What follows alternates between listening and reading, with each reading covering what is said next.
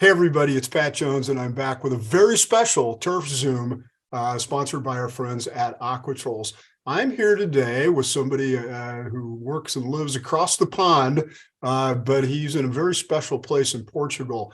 Joel Nunes, welcome to TurfZoom. Thank you, Jones. It's a pleasure to be with you. I'm happy to be here. So you and I met at an event at Firestone here in Ohio a year ago that was celebrating the Fairways Foundation and environmental programs and things like that. We were so impressed with what you were doing over there. We wanted to have a chance to talk to you a little bit more. Tell me about your background and how you got into this crazy business. And then we'll talk a little bit more about what you're doing now. But how did you get started in greenkeeping? Yeah, that's a funny story because I'm an agriculture guy. So I come from agriculture family. And when I went to agriculture, golf was not on my site. Right. What happened is that near my home, I had a golf course there, and suddenly it just got something new around there, and new business, new something different to, and it feel right to start looking at it. So in 1999, I started to check my golf course, and I was already on university. I started to make some degrees around irrigation on golf courses, phytopharmacology, a bit of this, bit of that, and ended escaping from agronomy to turfgrass. And from that day on, I started as a head greenkeeper in 2003. So it's been 20 years now. It looks like yesterday, but it's been 20 crazy years. And now this is my fifth golf course, Palmares. My fifth golf course. I came here to destroy a beautiful 74 golf course from Frank Panic and reconstruct this Trent John Jr.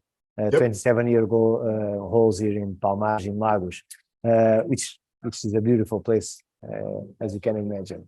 Yeah, what's it like to live there? Because it seems like paradise. What is the culture and the weather and everything like there?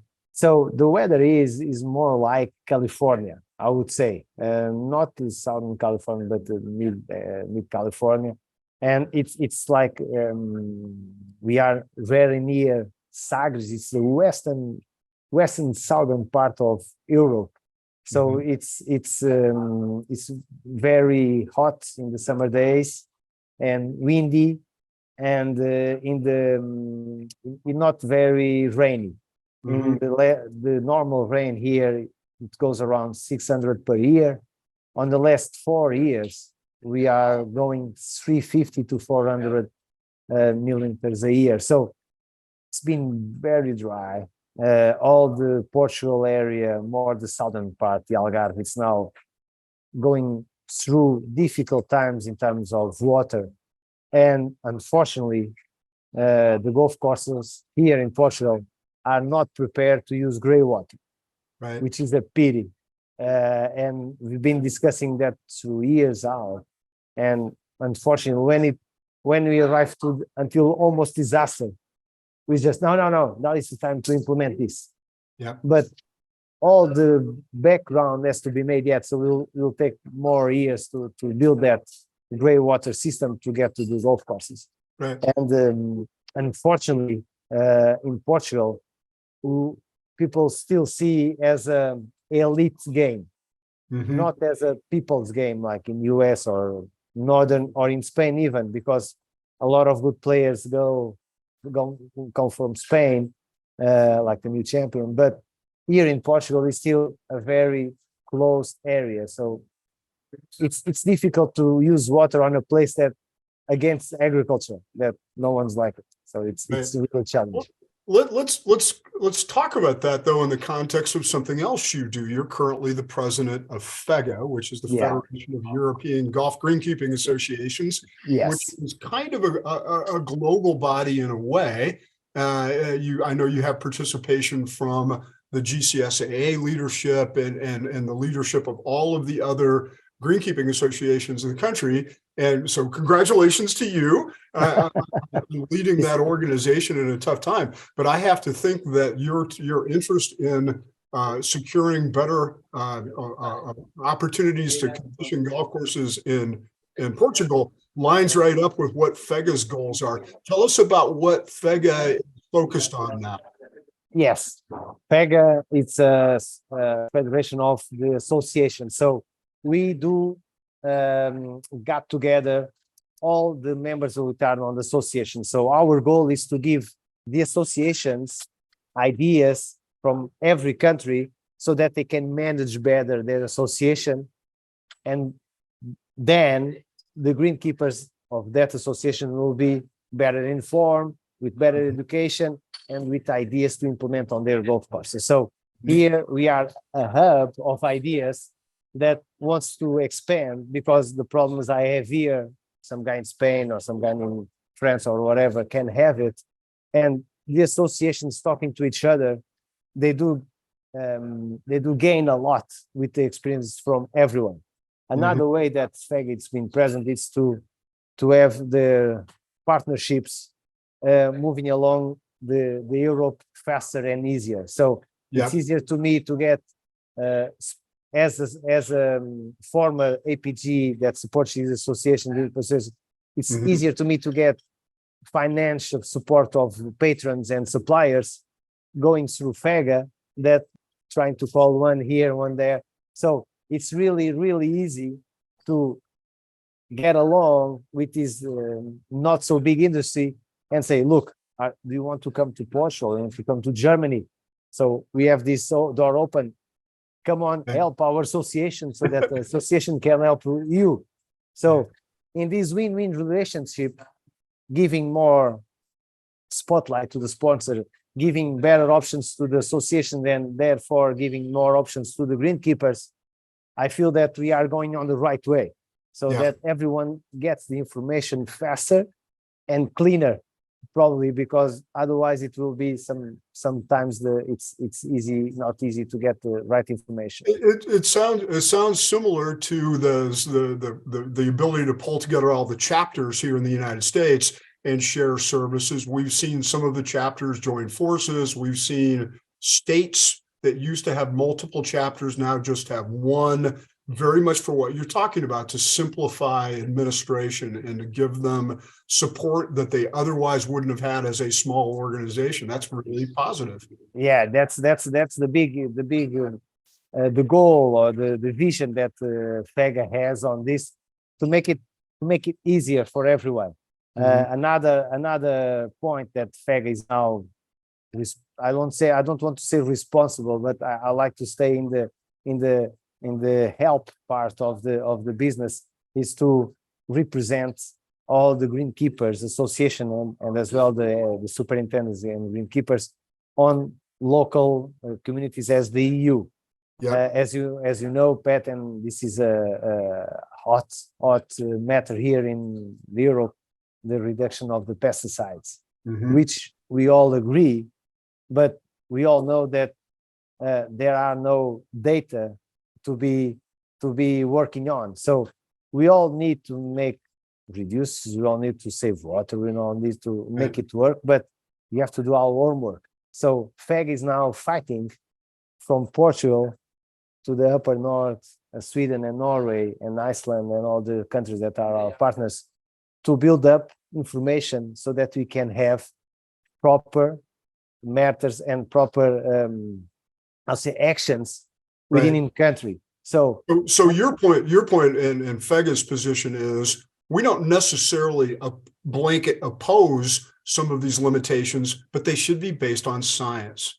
Of course. So one size fits all, it's not work, not even in the States. So one size fits all is the worst thing that we can have it here, because my obligations are different. Me as a greenkeeper is different from one in the Iceland. They only have 5 months of golf, so they have to be sure that 5 months they'll make the money to pay the guys. Otherwise, it's closed. So it's different approaches, it's different countries, and if different politicians as well. So we make it work as good as everyone, like dividing in three, like the pesticides are, and making different approaches to each side. Right. But in the end of the day, we are very concerned. This is one of the biggest concerns now. It's the greenkeepers' mental health, because if they are taking us, or in future probably we can, but for now, if they are taking tools so that we can do our job, there is no communication around the owners or the players or the guests that come here, that you say, okay, this is not what I intended for. Next year I won't come, and the blame is the superintendent. Right. So the greenkeeper is at the end of this chain and is kind of stuck. Yeah. And you mentioned, sort of mental health and being present and things like that. It's hard everywhere. But I made a trip to England last year, and it was notable how much stress there was there, particularly with the lack of resources and not just chemicals, but funds and people and everything else. So this is pan-European then, huh? Yes, that's a pan-European measures, and we have to save our colleagues from this black hole that it's been creating. That like you said, we are in the end of it. So someone has to be blamed, and that's the profession that probably is doing much better that he can with the tools that they have. But in the end, no one can be blamed besides the greenkeeper. So it's tough. It's challenging times. I don't like saying tough or difficult. It's challenging times for everyone. It's the most important thing that I can see in my position now is stick together. So when we go to somewhere, FEGGA or any other organization has to have the support of everyone. And the people who are in front of the associations must trust the person who's leading it. And we all know that it's difficult to find a common solution for everyone. But like we said before, without data, it's just not smart. Right. How can we make some assumptions without having a base? So it will be 10 years or more of challenge and fighting in a good way. But before everything, we need to know what we stand for, in position what we are, and to make proper proposals to the EU. It's so important. It's so important that everybody kind of agrees on what golf represents and all that kind of stuff. And we've gone through that. Yeah. So obviously, the question about inputs and what sorts of tools and chemicals and fungicides you might be able to have moving forward, but also about water. And I know that this is obviously I've always thought it was the number one limiting factor for golf globally. And so it's definitely true here. You see the same thing there, that there's a lot of pressure on facilities to use less water or justify it. So how has that been a priority for FEGGA? And then we'll talk about your situation here in a second. Fortunately, the northern countries in Europe are not still with that big pressure of water, fortunately. But they are seeing that with the problems that in France, we see in France that this winter, they didn't have water. So northern Spain, Portugal for sure, Italy, I don't know the exact situation, but we all seeing that the problem of water is getting up and up. So sooner or later, it will get all around Europe. And because golf is not for food properly, it's always difficult to show people how important can it be on a city or with the people who work there. Why is that water a good investment? That water that golf is using, why is that a good investment? That's such a critical question. That's a critical. Even those who, I have a lot of friends that I consider them really smart. Sometimes they look to me and say, "No, you're spending water that we should be drinking." I say, "Okay, but all about the rest." We in Portugal, for example, Algarve only uses 6% of the water, 6%. And when it comes to in the TV, the politicians say, we will reduce the water from the Gulf. And I'm thinking to myself, okay, even if you lose 50%, you'll always spare 3. That's nothing. Yeah. Why do you need to go against the golf course and all that when the other 94%, even if you reduce half a percent, it's much more than this. Yeah. So it's all politics, unfortunately, and it's like you have to adapt to it. You can't fight against it, because I lost several battles on politics because I'm not a politician. I hate politics. Just I'm more a factual guy. So you have to adapt, and adapt is having data to show that the golf courses use and reuse good water or gray water or whatever. And after that, it comes all the money that gathers around the golf courses and the employers and all the quality of the air, the quality of everything that comes better, the animals, the nature and all that. So we are on the 20th century, 2023, but it looks like you're on the 90s or in the 80s, and probably you know much better than me what we were talking about. Well, but you face this at home as well. I mean, this is an advocacy issue for you as the leader of FEGGA, but as the superintendent at your club, you've done a lot of groundwork to be able to reduce your reliance on potable water. Tell us about some of the things you've done at your facility and what you hope to do eventually. Yeah, making here a little history. On 2018, the government said, okay, so we will have more water to give to you, agriculture, municipalities and golf courses. You have to learn to use better your water. And unfortunately, the homework that should be done, like the gray water, was not, and still isn't, here in Portugal, here in Algarve especially. And since then, because I had 40% reduction from next day, from 2019, and on a golf course that's almost links, that we don't use 1 square meter that's above our needs, it's difficult to say, well, look, you need now to go 40% down. Okay, so I say, okay, so we need to close 40% of the golf course because I have no ideas how to handle 40% less without closing areas. So it's been challenging and nice to learn and to see things from out of the box and other perspectives. And we've done a lot of new things. One of them is to, we talked about that in Akron. We started to use water that we have from the sea level that was coming out on our lakes, that is really high conductivity, and picking up that water, mixing it with good water, measuring the conductivity on the way out and before the grass, and then making sure that all that water that we were gaining from that sea level, with mixing with good water, was enough, at least below 2 microsiemens per centimeter.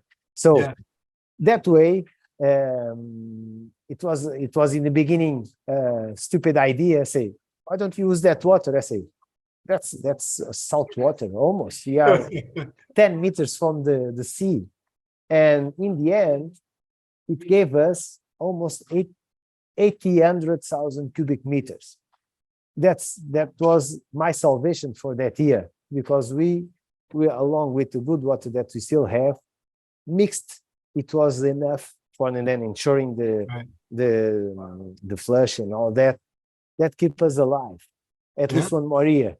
And that was really good thing, a really good thing to do. Another one is, it seems like a crazy idea, but you tried it and made it work. It was a crazy idea. No one believed me. No one believed me, and it was fun because we had to make some investment, new pump places, over 1 kilometer of pipes to put on the lakes, and buying some conductivity measures and making it online work, showing that we were doing the right thing to everyone, and measuring, especially measuring that things going. They'll say, okay, so we are alive. We are in October. We are alive. So congratulations, and that was great to hear. That was great to hear. But 2019 to 20, we still have the problem. What's happening now is that we made some more how to say, more pump stations to gather all the drainage. The fun part of it is that now I can measure if my irrigation guy is doing it a proper job or not. Because if it comes water to the drainage, I say, Sergio, you are giving too much water. Why? Because I'm getting water on the drainage. Go on and cut it. That's great. So the goal is to have zero water on the drainage. We have a borehole where the water goes, say, when it's zero, now we are making it efficient. Yep. So even though the water goes there, I could send it back to the lake, but it's like you irrigate. So we are making it as good as possible with the tools that I have. And nowadays we are now using very cellular with high conductivity water, and it's still alive. That's great. That's a good part of it. And not because we are talking about Aquatrols, but the wetting agents in this type of area, they are our salvation, like flushing and making the water on the areas that we need. And there's a couple of problems because we all know that, okay, you want to stand the water for the grass, but you hold the water, but you hold the salts.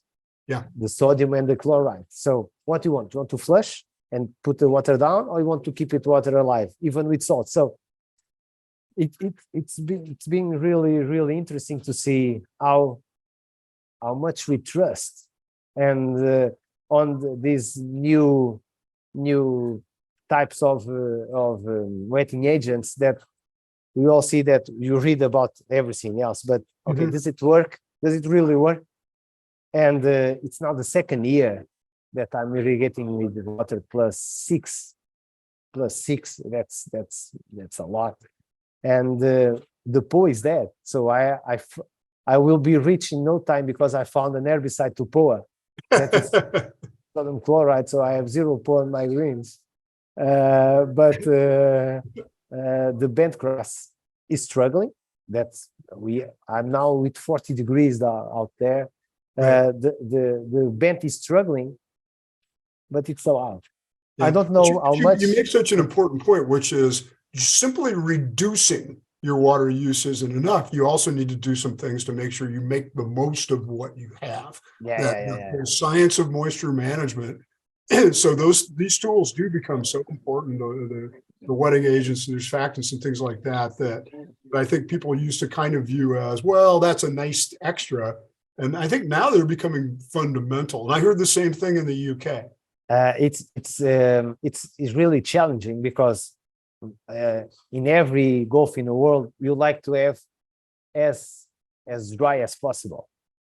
But when you have salinity problems, you can't do that because the accumulation of salts, when it's dry, it's higher and it kills instantaneously all the grass that you have, either POA or the other ones. So you need to give the amount of water enough so that the salts can be dissolved and the plant survives. Yep. It's tough because the green stays puffy, and we all know that. And the height of cut needs to be higher, but you do what you do to keep them alive. Right, right. But it's interesting that now I can say that I'm spraying almost twice a week with different types of wetting agents. I can't recall the new one that you have. Zipline, yes. And people say, I'm not using Revolution anymore because I have salts. So change to Zipline. I say, are you sure? Yeah. So it's still working. It's still working. We are almost in July. I'm quite glad with the results, but it's I don't know how it was before, but it's difficult to manage water in certain quantity that I just ate it, to be honest. For me, it was like rock dry every time, but it's still working. Yep. And we can talk in the late summer and see how it is. Okay. If I'm fired, I don't see that happening. I don't see that happening. So, That will be easy. and then you have, beyond the sort of stopgap solution with your lakes and mixing the water and finding new combinations of wetting agents work. You also have a longer term plan involving desalinization that you're sort of going through the process of building that plan and getting it approved. Tell us what that will mean for your facility. Yes, we have the luck of being 5 meters from the sea. So what here in Portugal we are trying to do, will be the first desalinization golf or project within a golf course. So it's brand new, and our only resource that we see in the future that we can use without any constrictions will be desalinization. I do believe that gray water has also great potential, but it involves a lot of public and politics things to put the gray water in here, because the quality of the gray water that they can give us is not the best one. So desalinization is the only way that probably will be by ourselves, not depending on third parties. And that way, even with the high price of the energy that we all know, we need to make it work as best as possible. So the idea is to take water from the sea, pure water sea, and then turning to water to the grass. It doesn't need to be 0 ppms, but it can be a little bit more. And then the technology for this is right there. And I know it's been done at other golf courses globally, but it's the process of convincing people that this is the right thing to do. Yes, and people doesn't trust until they see. Yeah. So what are you doing? You are desalinization. You will kill our shore, our bay here. I say, don't worry about that, because all the associations, environmental association, are on our backs, watching if we could do something wrong. Right. I used to say that the most reliable restaurant in the world is the McDonald's, because if you know something's wrong, everyone will know. And like us, if we do something wrong, suddenly people will just think we are doing wrong. So we can't afford to do something like that. So the desalinization has to be a reality, like it is in Spain, like it is in the Middle East countries. It has to be also in Algarve. So if you're able to pull this off 2, 3, 4 years down the road and the plant starts, will you have to regrass? Will you have to look to paspalum, or what will you likely do to cope with the salts? But that's a great question. Unfortunately, here paspalum in Portugal was forbidden by the government because it was told it was an invasive plant. Right. 3 days ago, I had a meeting with the government guys from the environment, from tourism, from the owners, and we had a 2 hours meeting, and that's a crazy thing, because I talked again about paspalum, and I was saying, why did you don't allow us to put paspalum when you do want to use gray water, when you do want to use better grass on the golf courses? So it makes no sense. Why did you do that? And they were like, okay, this is not our option. It was another thing option, but we can try to go to the government and try to retreat that law over there. So, of course, here we still use, even that is festucas, that's the most water efficient C3 tolfescus and winter grasses. We need to change to warm season grasses as fast as possible, because no one will excuse us of having lower POA and lollius on our roofs, or making overseeding in the winter, because it consumes water. Right. So it will change a lot the way that even the greens that we have on festuca, on the bent grass, we need to go for Bermuda or Zosia, things like that. So you're more than right, Pat, when you say that things got to change. sooner rather than later within within the grass species here in Well, Portugal. and I think the bottom line here is good for you for taking the leadership on this, not just as the representative of your facility, but also as a representative of other greenkeepers around Europe. I mean, it's just remarkable. So Yeah, one of the things that always blows my mind is how the commonality of all these issues, whether it be in the United States or Europe or South America or whatever, almost everybody is fighting these same battles. And it's so cool to see, your organization taking the lead on that. But one of the things that always blows me away, and I'm going to throw a compliment their way, is what a global company Aquatrols is, and how they largely do business exactly the same way in Europe as they do in the US, and it's largely the same products. And that's usually not the case with companies. But what impresses me is their cast of characters they have over there working with you. So you're fortunate to have, support from Mick and the team there. How important is that? yeah. I had a visit from Mick last couple of days. He was here. We were just chatting about this and that. And I always say that companies differ not from their products, but from the people that they sell. Of course, behind all the products, there are people who made it. They are not made by machines until now, I guess. But it's important to know that guys like Nick can show good ideas from this and say, look, well, this guy here used this and that, and he made it this, or that guy over there made it this experiment and the thing was good. So that part for me, it's almost crucial. And it's a part, I would say that it's not implicit on the price of the products, but when you do have that type of companion, like I don't know if it's the right word or not, but when you trust someone to say, look, I really need this guy's idea to know what's we're doing. And it's like to say, it's just amazing how it works. And we are just agronomists and some guys, so we need to know about mechanics, we know about chemistry, we know about stuff, but it's even better when you know people that know much more than you to help you. And I think the word you were looking for is partner. And they're good partners to the agronomists. And the other thing that I think have always done that's so important right now to what you're trying to do is everything's backed with science. So, giving you that science to help tell your story, whether it be as the leader of FEGGA or as the leader of facility, is so important.